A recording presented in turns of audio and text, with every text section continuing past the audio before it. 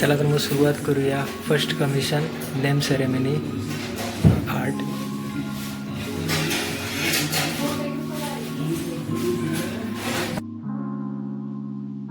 यासाठी यूज केलेला आहे कॉटनचा कपडा आणि त्यासाठी आपण ते प्रॉपरली आपण स्टिक करून घेतलेले सेलो टेपने, जेणेकरून ते हलणार नाही आणि आपल्याला व्यवस्थित त्यावर काम करता येईल. तर मी व्हाईट चारकोल पेन्सिलने यावर रफ स्केच करून घेतलेलं आहे, जेणेकरून आपल्याला एक आयडिया येईल की आपल्याला कपड्यावरील पोझिशन कळेल आपल्याला. तर मग यासाठी लागणारे आपण साहित्य आपण बघून घेऊया. एक व्हाईट चारकोल पेन्सिल लागेल रफ स्केचसाठी. त्यानंतर आपल्याला ॲक्रेलिक कलर घ्यायचे आहेत. ॲक्रेलिक कलर कशामुळे, तर ॲक्रेलिक कलर हे कपड्यावर व्यवस्थित बसतात आणि व्यवस्थित सेट होतात आणि ते लवकर सुकतात, त्यामुळे ते परफेक्ट आहे या कपड्यासाठी.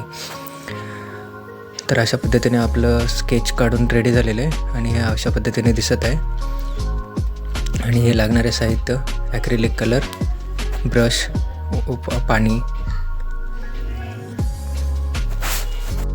सर्वप्रथम आपल्याला व्हाईट कलरने आपल्याला पहिले बेस कोट तयार करून घ्यायचा आहे, जेणेकरून त्यावर आपल्याला पूर्ण कलरिंग करता येईल.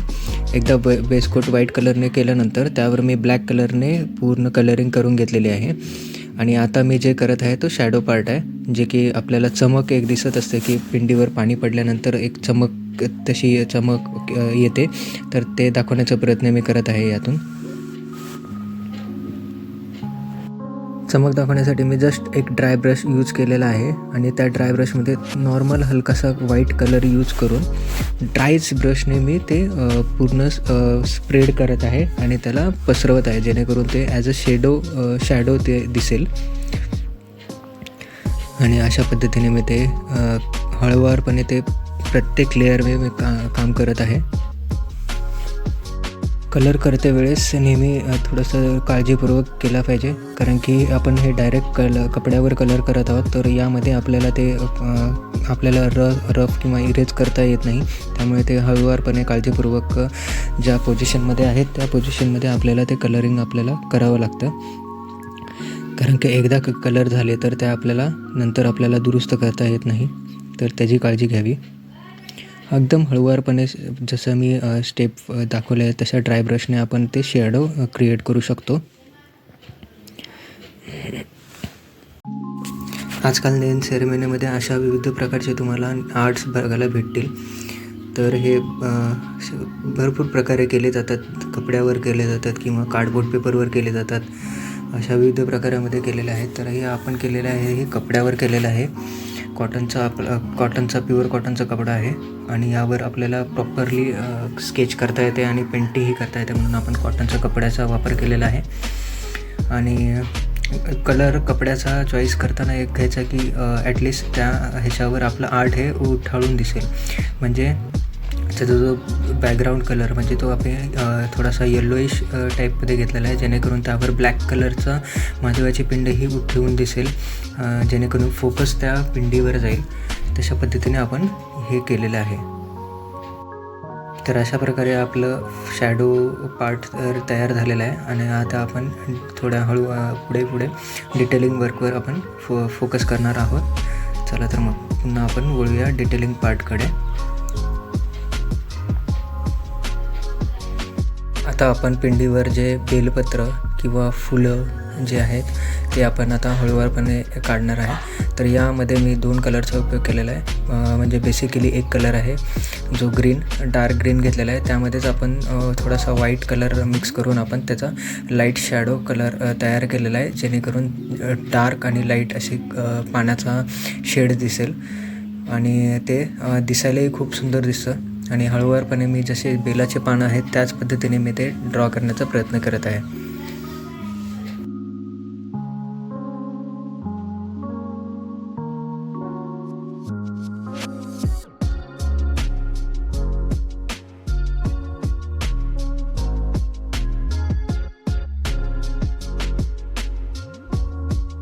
बेसिकली आपण कलरिंग जो करत होतो त्यासाठी आपण फ्लॅट ब्रशचा यूज केला होता आणि त्यानुसार आपण जे बाकीचा पिंडीचा कलर किंवा शॅडो जो पार्ट आहे तो आपण फ्लॅट ब्रश यूज करून केलेला आहे, जेणेकरून कलर आपला पसरला जाईल प्रॉपरली आणि त्यानंतर प्रॉपरली तो सेट होईल. त्यासाठी आपण फ्लॅट ब्रशचा यूज केलेला आहे. आणि आता जो आपण जे डिटेलिंग काम करत आहे त्यासाठी आपण राऊंड ब्रशचा यूज करत आहे, जेणेकरून आपल्याला डिटेलिंग म्हणजे बारीक ज्या गोष्टी आहेत त्या आपल्याला प्रॉपरली राऊंड ब्रशने 1 पॉईंट आणि 0 पॉईंटच्या ब्रशने आपण आता हे आर्ट करत आहोत.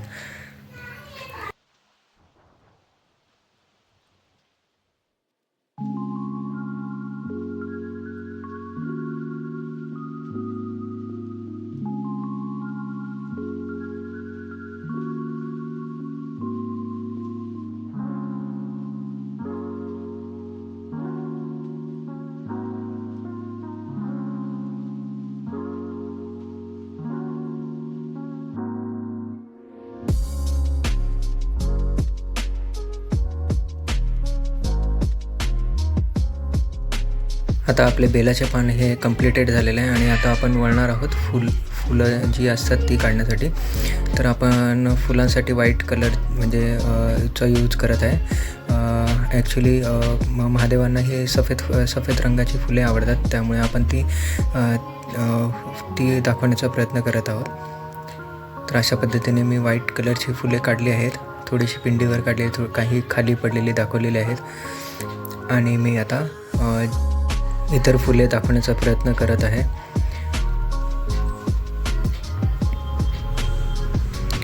आणि यामध्ये आपल्याला लेअर वाईज काम करायचं आहे, जेणेकरून ते आपले कलर प्रॉपरली सेट होतील आणि दिसायलाही आपल्याला ते खूप सुंदर दिसेल. कोणताच कलर आपला मिक्स होणार नाही.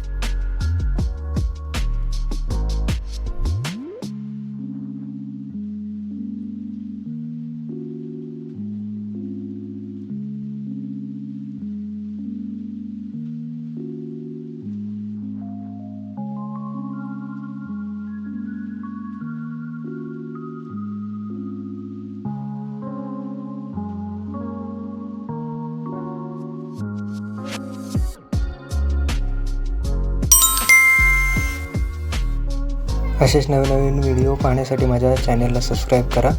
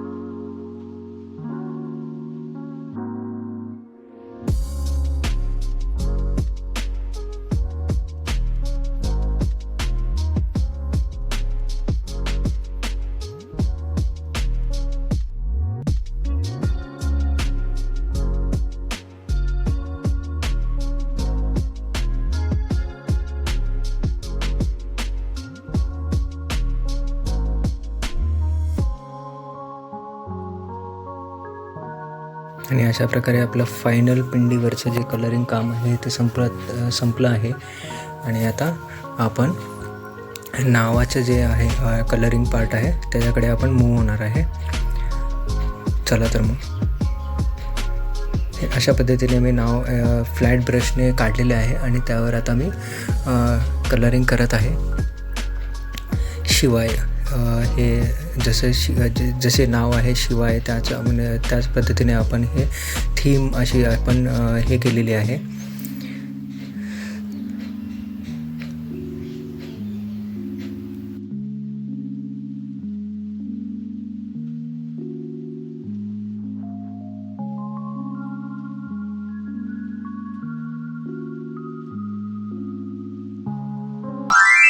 व्हिडिओ आवडला असला तर लाईक करा, शेअर करा, सबस्क्राईब करा.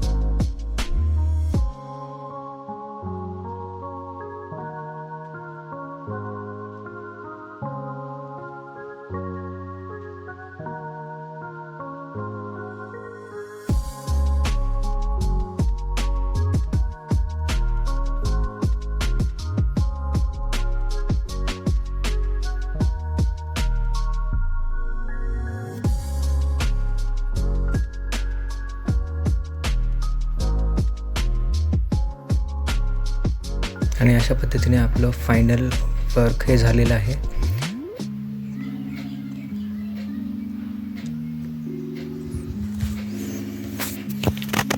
आपलं झालेलं फायनल वर्क हे तुम्हाला कसे वाटले आणि त्याबद्दल काही सजेशन किंवा कमेंट्स असेल तर ते तुम्ही मला कमेंट बॉक्समध्ये जरूर कळवा. मी त्यावर विचार करेल. आणि तुम्हाला हे आर्ट कसे वाटले असेल तर तुम्ही ते मला कमेंट बॉक्समध्ये नक्की सांगा.